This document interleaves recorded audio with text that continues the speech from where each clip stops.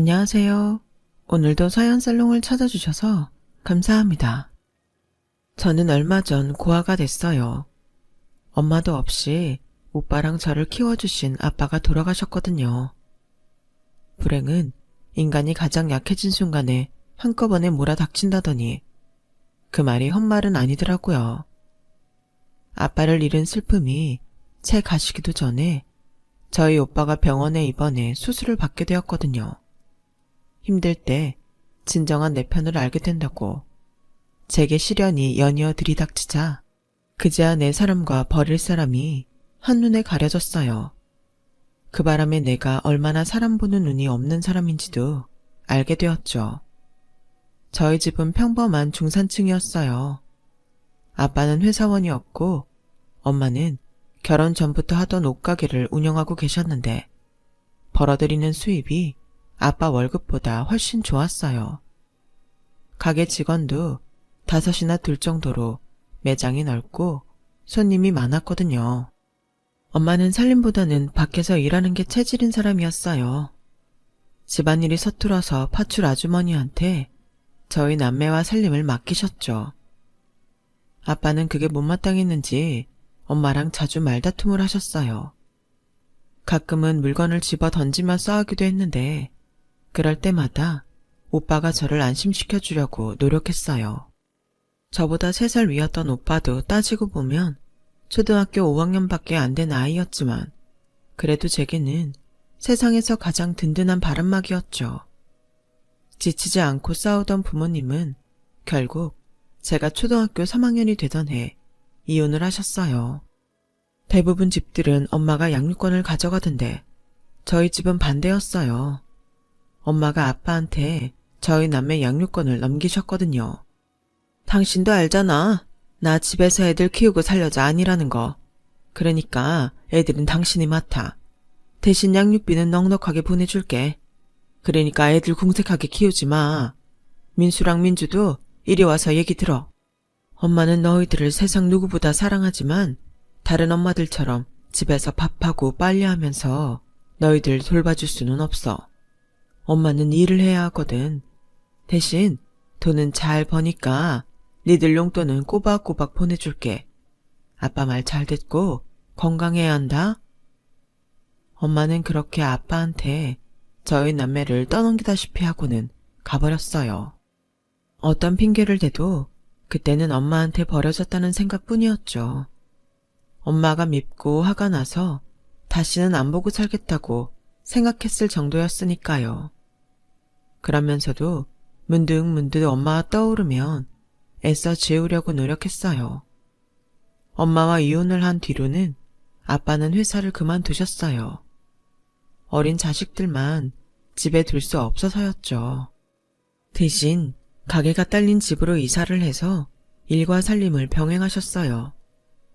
아빠는 인테리어 관련 일을 하셨는데 집에 딸린 가게에 사무실을 열었어요. 한때 이름 있는 회사에 다니며 실력을 인정받았던 아빠는 하루아침에 동네 인테리어 업자로 전락했지만 한 번도 그때의 결정을 후회하지 않는다고 하시더라고요. 큰 건물을 꾸미는 것도 보람되지만 평범한 사람이 사는 가정집을 꾸미는 것도 그 못지않게 보람된다면서요. 하지만 제가 같은 업종에 몸을 담게 되니 당시 아빠가 회사를 나오고 겪었을 고생이 너무도 생생하게 느껴졌어요. 회사라는 든든한 바람막이 없이 혼자 힘으로 일을 따내는 것부터 부품 자재를 들이는 것까지 어느 것 하나 쉽고 편한 것이 없었을 테니까요. 거기다 이름 있는 업체가 아니라서 무조건 가격을 후려치는 사람도 많았을 테고 그럴 때마다 자괴감을 느껴야 했을 거예요. 하지만 아빠는 저희 남매 앞에서 그런 내색을 보인 적이 없었어요. 스스로 모두 감내하셨으니까요. 당시 저는 학교 갔다 돌아오면 집이 아닌 아빠 사무실로 가곤 했어요. 거기서 아빠랑 직원분들이 일하는 모습을 보면서 인테리어 디자인에 관심을 갖게 됐고 저 역시 대학 진학을 앞두고 실내 디자인과로 진로 결정을 하게 되었죠. 비록 소규모이긴 해도 어릴 때부터 아빠 사무실에서 늘상 봐왔던 거라서 강의 내용도 쉽게 이해가 됐어요. 내가 좋아하는 분야 공부를 하게 되니 능률도 오르고 성적도 잘 나오더군요. 그런 제게 교수님은 미국 유학을 권하셨어요. 솔직히 저도 욕심이 나긴 했지만 학비며 생활비까지 한두 푼이 드는 게 아니라서 집에다 말도 꺼내지 않았는데 어떻게 알았는지 아빠가 먼저 유학 얘기를 꺼내시더라고요. 학비는 걱정하지 마. 아빠가 그 정도 능력은 된다. 그리고 네 엄마가 니들 앞으로 남겨준 돈도 있으니까 걱정 안 해도 돼. 엄마가 돈을 줬다고? 기가 막혀. 나 그 돈 안 받아. 그걸 내가 왜 받아? 자식 버리고 가면서 미안하긴 했던 모양이지? 돈까지 남겨주게? 아빠는 엄마가 밉지도 않아? 어떻게 그 돈을 받을 생각을 해? 아무튼 난 엄마 돈으로 유학 갈 거라면 차라리 안 갈래.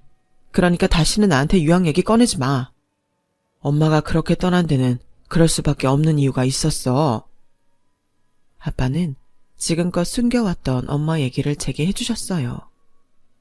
당시 엄마는 대장암 말기로 수술은 물론 치료도 소용이 없는 상태였대요.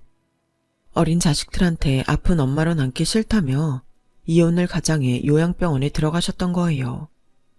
엄마랑 아빠가 매일같이 말다툼을 했던 이유도 바로 이 때문이었죠.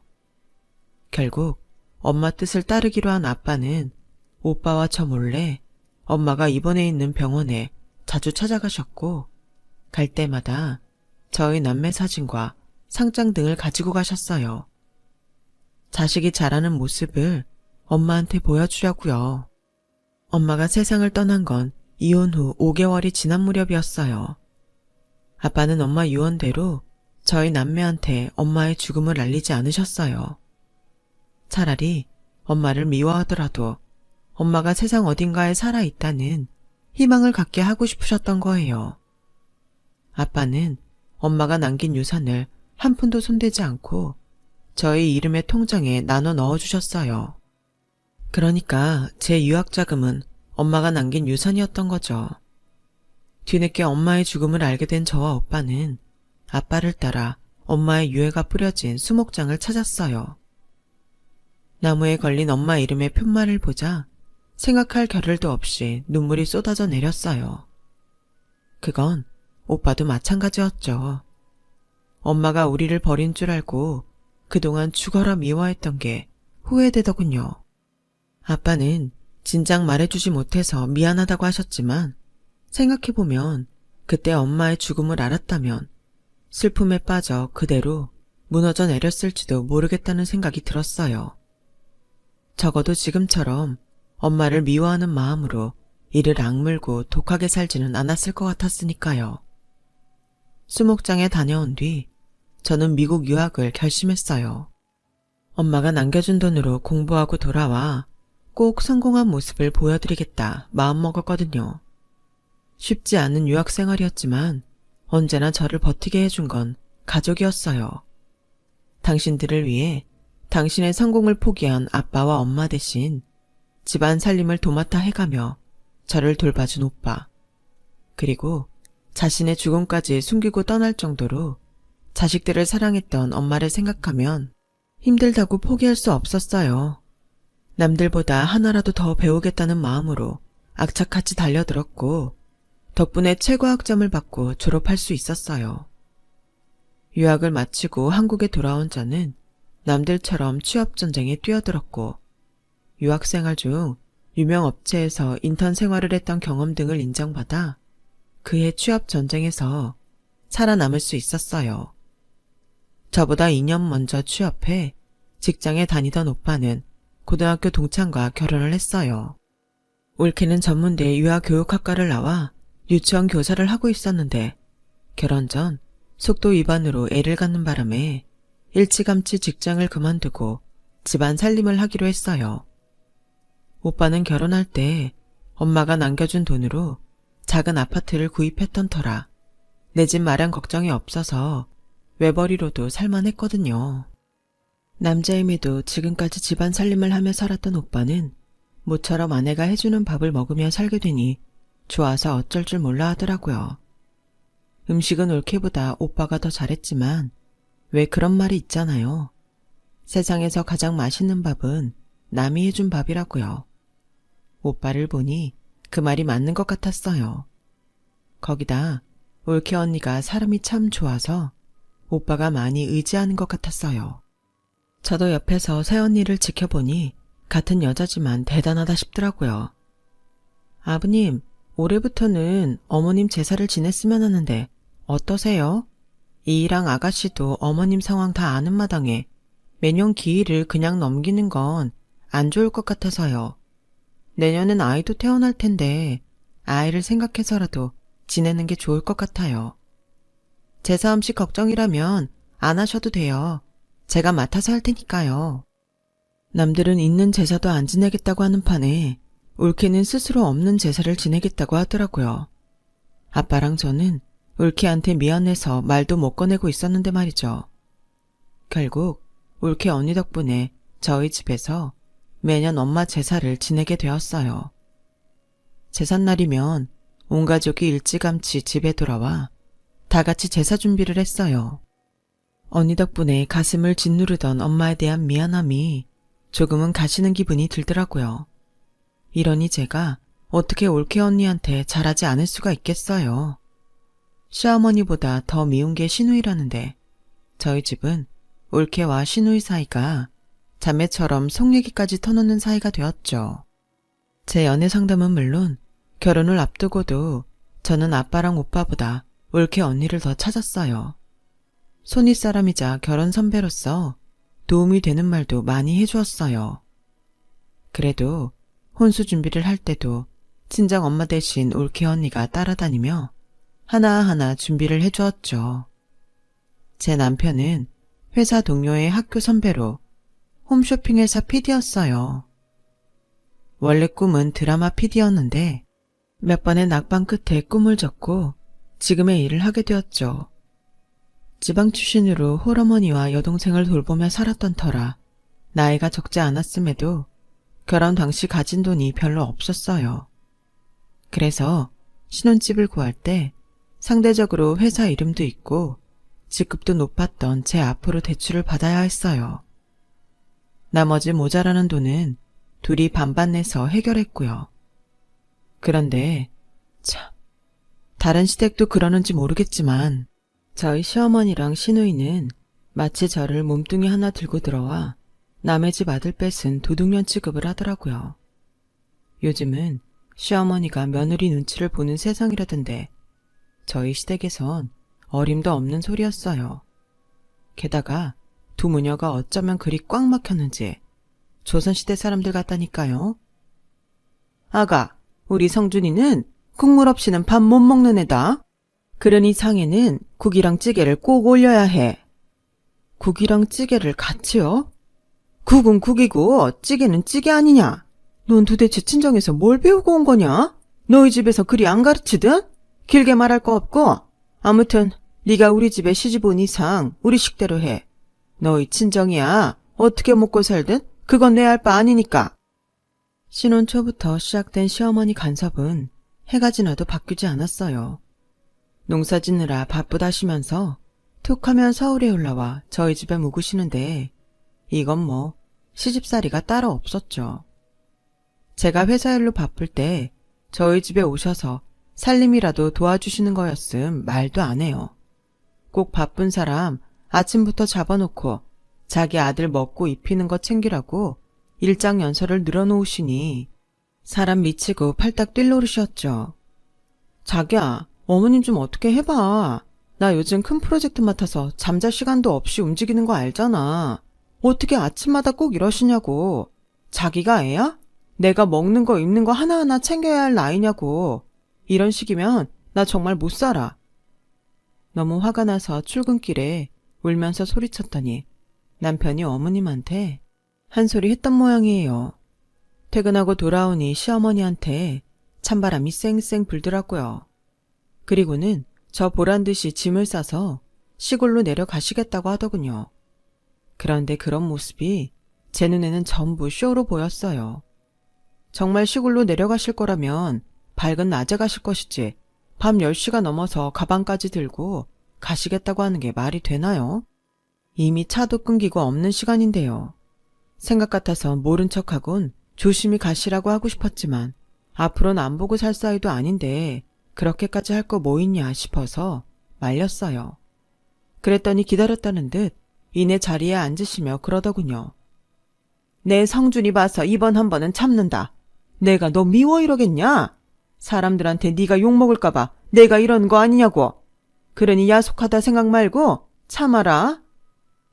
아니요, 저는 그렇게는 못하겠어요.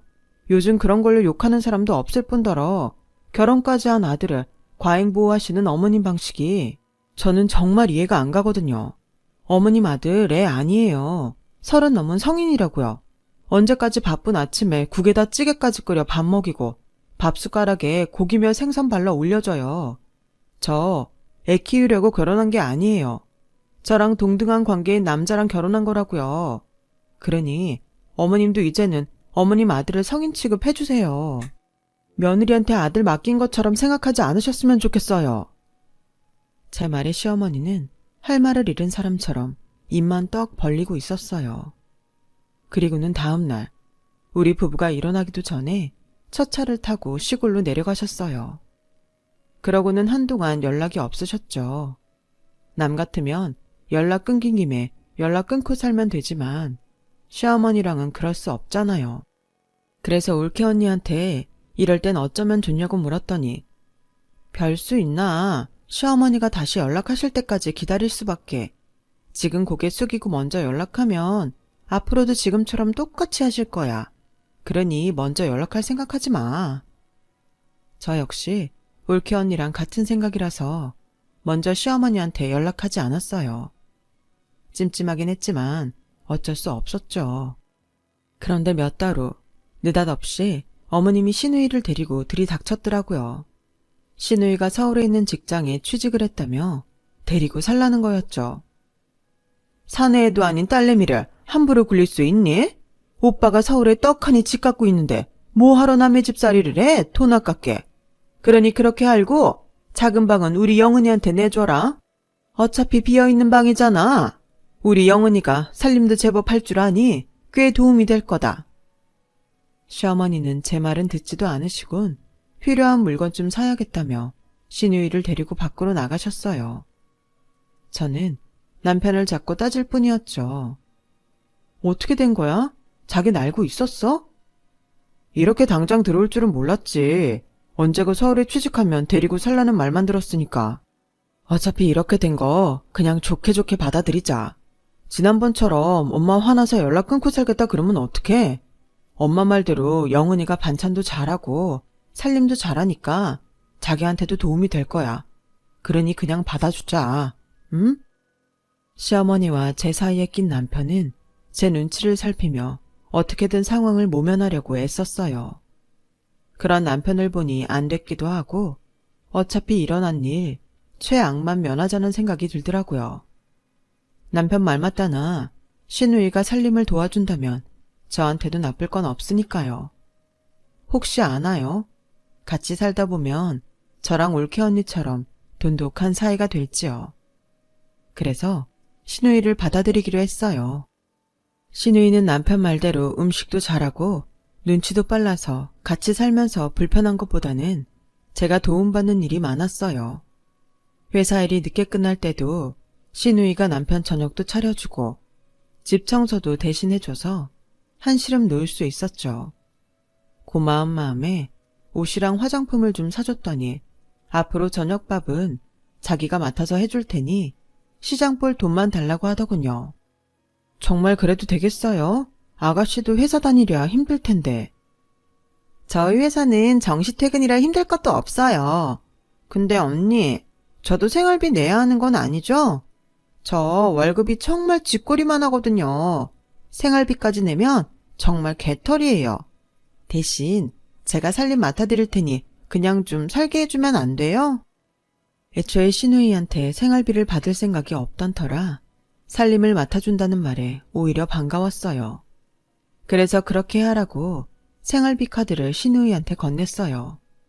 돌이켜보면 고양이한테 생선을 맡긴 격이었죠. 생활비 카드를 받은 신우인 한동안 제대로 살림을 맡아 해줬어요. 저희 부부가 살림을 할 때랑 비슷하게 생활비가 들어갔지만 먹는 건 오히려 전보다 나았으니까요. 거기다 신우이한테 정말 고마웠던 건 저 몰래 제 친정아빠 드실 밑반찬까지 만들어줬다는 거예요. 저는 그 사실을 올케 언니를 통해 알게 되었어요. 오늘 낮에 아버님 뵈러 갔더니 글쎄 아가씨 신우이가 밑반찬을 해가지고 왔더라니까. 아버님 드시라고. 반찬 솜씨도 좋고 어찌나 싹싹하게 굴던지 천상여우더라. 사돈어른 하면서 어찌나 살갑게 구는지 여간 내기가 아니야. 아가씨는 상대도 안 되겠던데? 그땐 그냥 저희 아빠까지 생각해준 신우이한테 고마운 마음뿐이었어요. 그래서 남편 몰래 아가씨한테 용돈도 두둑이 챙겨주었죠. 나중에 알고 보니 그런 식으로 저랑 저희 아빠, 심지어 저희 올케한테까지 용돈을 받아 챙겼더라고요. 뭐 자기가 애써서 받은 용돈이니 누가 뭐라고 하겠어요. 그런데 저희 집에서 지낸 지 반년쯤 지난 시점부터 생활비 지출이 눈에 띄게 늘었지 뭐예요. 신우이 말로는 장바구니 물가가 올라 그렇다고 하는데 그런 이유로 보기엔 지출이 커도 너무 컸어요. 그래서 카드 지출 내역을 살펴봤더니 세상에 순 인터넷 쇼핑몰에서 옷이나 구두 같은 걸 사들인 내역이더라고요. 마트에서 긁은 건 몇 건 없었어요. 그래서 하루는 신우이를 불러 카드 내역서를 보여주었죠. 그랬더니 정색을 하며 그러더군요. 언니, 지금 날 의심해서 이런 것까지 뽑아본 거예요? 기가 막혀 정말. 네, 내가 옷이랑 구두 좀 샀어요. 그동안 내가 살림도 해주고 심지어 사돈어른 반찬까지 해다 날랐는데 이 정도도 쓰면 안 되는 건가요? 그동안 내 덕분에 언니도 편했잖아요. 돈 주고 사람 부려도 이 정도 월급은 줄 거 아니냐고요. 네, 그 정도 돈 아가씨한테 줄 수 있어요. 아가씨가 해준 거 생각하면 하나도 아까울 거 없다고요. 내 말은 돈이 필요하면 직접 나한테 말을 했어야 했다는 거예요. 그리고 전부터 물어보고 싶었는데 아가씨 혹시 회사 그만뒀어요? 평일 낮에 우리 친정에 드나든다던데 회사는 어쩌고 거길 갔던 거예요? 제 말에 신우이는 눈알을 굴리며 어쩔 줄 몰라 했어요. 처음엔 거짓말을 늘어놓다가 여의치 않으니 결국 실토를 하더군요.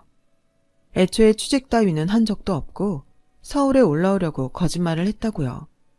그건 시어머니도 알고 있다더군요.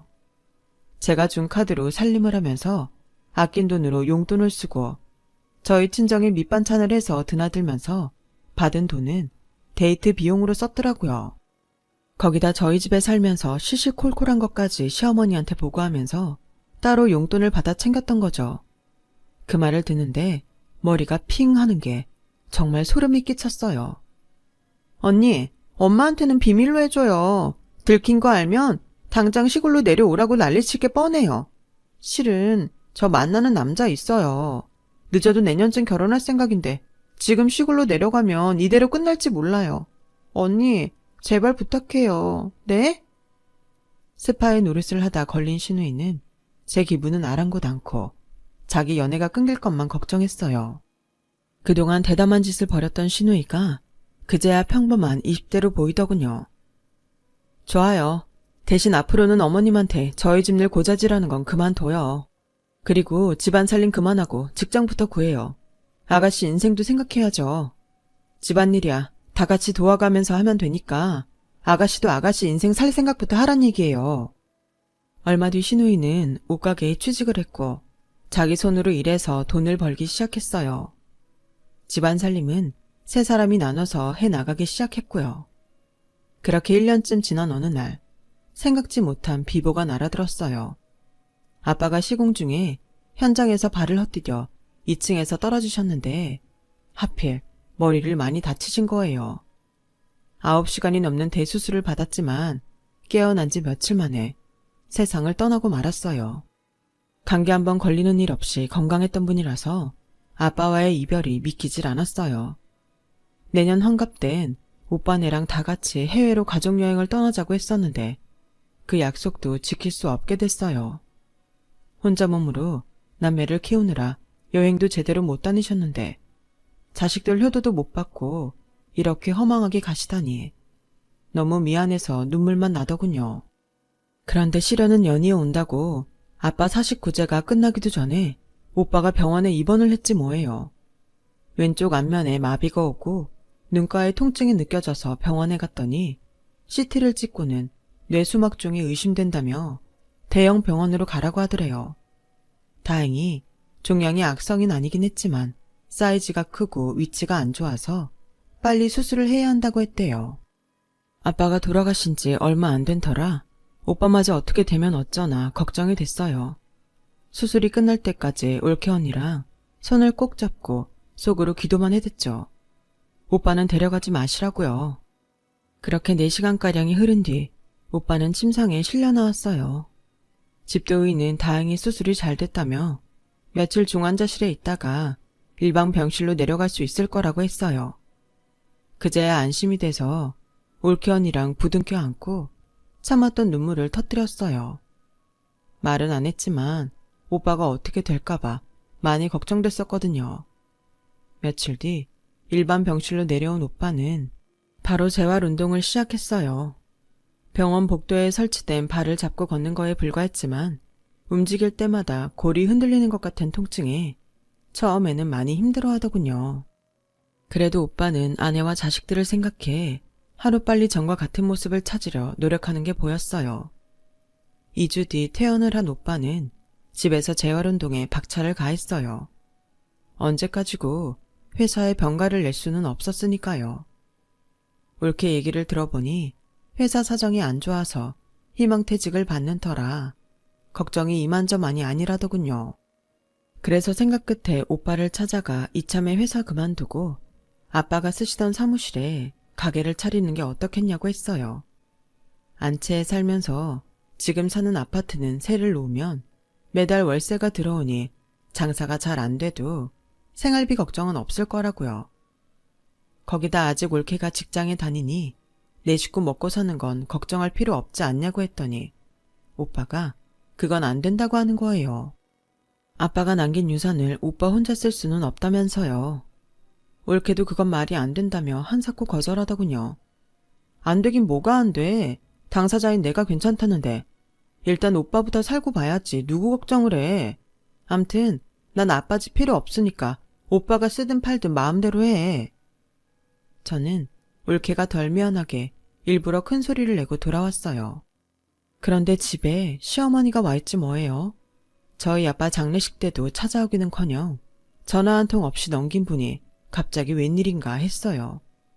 넌 오랜만에 시애미가 왔는데 표정이 그게 뭐냐? 아직도 나한테 불만이 남아있는 게냐? 누가 보면 내가 너한테 죽을 죄라도 지은 줄 알겠다. 뭐 지금은 그게 중요한 게 아니니까 나중에 얘기하고. 너희 친정집 말이다. 지금 비어있지? 다름이 아니라 조만간 우리 영은이가 식을 올릴 것 같은데 아직 살 집을 못 구했다는구나. 네 친정이 비어있다는데 따로 집을 구할 필요 있겠니? 영은이 말 들어보니 사돈집 상태가 좋아서 도배랑 장판만 깔면 당장 들어가 살만 할 거라더구나. 어차피 니들도 동생 결혼하는데 뭐라도 해줘야 할 거 아니니. 딴 거 해줄 거 없이 그냥 신혼집이나 마련해주는 걸로 끝내거라. 지금 무슨 말씀을 하시는 거예요? 저희 친정집을 아가씨 신혼집으로 내주란 말씀이세요? 기가 막혀서 정말 싫습니다.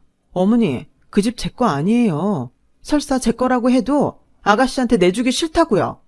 어머님도 양심이 있어야죠. 저희 아빠 장례식 때 오기는 하셨어요? 전화라도 한 통 하셨었냐고요. 그런데 아빠 죽고 나니까 기다렸다는 듯이 집을 뺏겠다고 오신 거예요? 어머님 정말 무서운 분이네요. 양심이라곤 엿바꿔 먹을래도 없는 사람이라고요. 그리고 아가씨도 잘 들어. 적어도 결혼을 하겠다는 생각을 한다면 부모 형제한테 손 벌릴 생각 말고 살집 정도는 당사자들이 알아서 준비해. 그 정도 능력도 안 되면 될 때까지 결혼 미루고 돈 벌라고. 그리고 다시는 내 친정집 탐내지 마. 그건 당신도 마찬가지야. 저는 방으로 들어와 방문을 닫았어요. 그랬더니 남편이 따라 들어왔더라고요. 자기 지금 우리 엄마 앞에서 뭐 하는 짓이야? 엄마가 집 얘기 꺼내기까지 얼마나 힘들었는지 알아? 그런데 꼭 자식들 앞에서 그렇게 창피를 줬어야 하냐고. 언제까지 당신이 우리 엄마한테 버릇없이 구는 꼴을 봐줘야 해. 우리 엄마가 자기한테 뭘 얼마나 잘못했다고. 암튼 이번 일은 엄마 뜻대로 해. 그리고 다시는 우리 엄마 앞에서 큰 소리 치지 말란 말이야. 가재는 개편이고 팔은 안으로 굽는다더니 남편 놈도 똑같더라고요.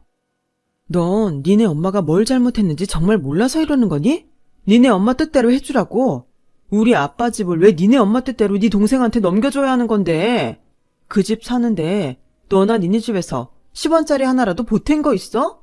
네가 뭘 했다고 내 아빠 집을 탐내. 이거 완전 도둑놈 심보네. 그렇게 우리 아빠 집에 살고 싶으면 돈 내고 당당하게 가서 살라 그래. 그럼 생각해 볼 테니까. 그건 싫지? 니네 엄마가 우리 아빠 장례식 때 그랬다며. 남의 집 장례식에 내가 왜 가냐고. 그래, 우린 남이야. 그러니까 남의 집 재산 탐내지 말고 딸내미 결혼시킬 때도 당신이 알아서 스스로 준비하시라 그래. 사실 그전까지는 남편과 이혼까지 생각하지는 않았어요. 시댁에 서운한 마음이 있었지만 그걸 이혼까지 연결시킬 생각은 없었거든요. 그런데 남편 행동을 보니 앞으로도 이런 일이 있을 때마다 제가 아닌 자기 가족 편에서 저를 비난할 것 같은 생각이 들더라고요. 이런 남자를 남편이라고 믿고 살아도 되나 싶은 고민에 빠지게 되었죠. 그런데 기어이 남편이 신락 같은 믿음까지 끊는 짓을 하더라고요. 저 몰래 시누이 신혼집 보증금을 대출받아준 거 있죠. 저희 결혼할 땐 자기 신용등급으론 대출이 얼마 안 돼 제 이름으로 대출을 받게 하더니 말이에요. 그 일을 알게 되니 더는 이 남자랑 같이 살 수 없겠다는 결론에 이르렀고 이혼 서류에 도장을 찍게 됐어요. 그랬더니 적반하장으로 자기는 이혼할 생각이 없다며 마음대로 하라고 뻗대지 뭐예요. 내가 너 몰래 바람을 피운 것도 아닌데 왜 이혼을 당해야 돼? 난 이혼할 생각 없으니까 할 거면 너 혼자 하든 마음대로 해. 길길이 날뛰며 뻗대던 남편은 법정에 가서도 똑같은 소리를 했어요. 자기 이름으로 동생 위에 대출 좀 받아준 게 왜 이혼 사유냐면서요. 자기 돈이니까 자기 뜻대로 쓰겠다는 말에 담당 판사도 헛웃음을 짓더군요. 결국 우리 부부는 이혼 판결을 받았고 얼마 뒤 이혼이 확정됐어요. 어차피 제 이름으로 대출받은 돈으로 구한 집이니 남편은 지 옷까지나 챙겨 나갈 수밖에 없는 상황이었죠. 그랬더니 시어머니가 달려와서는 나갈 거면 저더러 나가라고 생떼를 쓰지 뭐해요. 애미애비도 없는 고아년이 겁도 없이 어디서 내 아들을 내쫓아? 여긴 내 아들 집이니까 나갈 거면 니년이 나가라. 마침 집 문제로 저희 집에 찾아왔던 오빠랑 올케는 막무가내로 떠드는 시어머니를 보자 기함을 토했어요. 그리곤 저를 대신해 올케 언니가 버럭 소리를 치며 시어머니를 상대했죠.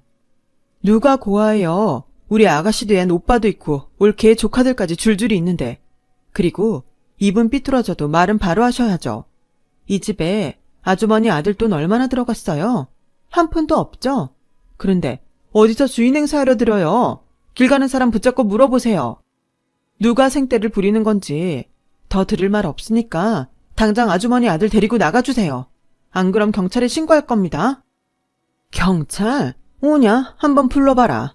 집은 그렇다 쳐도 그동안 내 딸년 부려먹은 돈은 받아가야겠으니까. 너 우리 영훈이 데리고 살면서 그간 부려먹은 게 하루 이틀이냐? 그거 다 돈으로 쳐서 내놔라. 네 친정 애비 반찬까지 해다 나른 거 내 다 알고 있으니 빼먹을 생각 마. 그 말에 남편은 죽다 살아난 사람처럼 덩달아 달려들었어요. 맞아. 우리 영훈이가 일한 급여 당장 내놔. 내 동생 부려먹었으면 돈으로 보상하란 말이야. 이건 또 뭔 개소리래. 어머님, 뭔가 착각하시는 모양인데요. 어머님 딸이 돈 한 푼 안 받고 그 고생을 할 사람으로 보이세요? 그동안 저한테 따로 돈 받아 챙기고 저희 아빠랑 심지어 저희 올케한테도 뒷돈 받아 챙겼어요. 제 말 못 믿겠으면 아가씨 불러다 삼자대면 하자고요. 일도 않고 제 집에 살면서 생활비는 고사하고 오히려 용돈까지 받아가며 살았는데 돈을 물어내라니 기가 막혀서 정말. 그런 식이라면 저희 집에 공짜로 산 반값이나 물어내라고 하세요. 아무리 몰라도 어쩜 그렇게 자기 딸을 모르시나. 따님 반값까지 물고 싶지 않으면 조용히 내 집에서 나가주세요.